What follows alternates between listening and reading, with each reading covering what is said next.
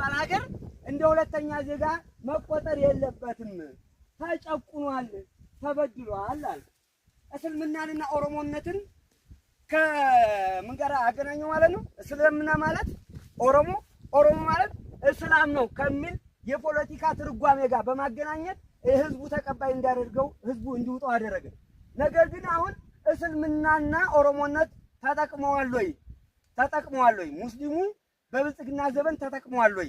ኦሮሞ በብልጽግና ዘመን ተጠቅመዋል ወይ? አማራው ተበደለ እንበላችሁ እንጂ ኦሮሞም እየተሰቃየ ነው ያለው።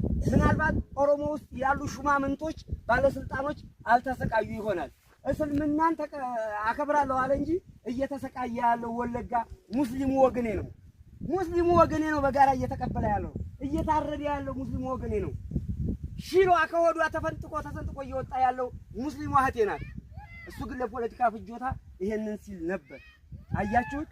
እኛ በእኛ አካሄድ አማራን እናድናለን አልናችሁ እንጂ አብይ አማራንም ኦሮሞንም ለማንም ስለማይራራ ኦሮሞውንም ለማዳን ጭምር የመጣ ነው።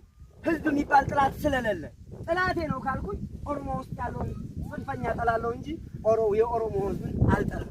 ጥላቴ ነው ካልኩኝ ትግራይ ውስጥ ያለን ጽንፈኛ እንጂ ትግሬን አልጠላም። ቢኮዝ እኛም እነሱም በፈጣሪ አምሳል የተፈጠርን ሰዎች ስለሆነ ማንም ለወንበሩ ማቆያ የፖለቲካ ማለምለሚያና የፖለቲካ ማቆያ እንዲያደርግ ወገኖች።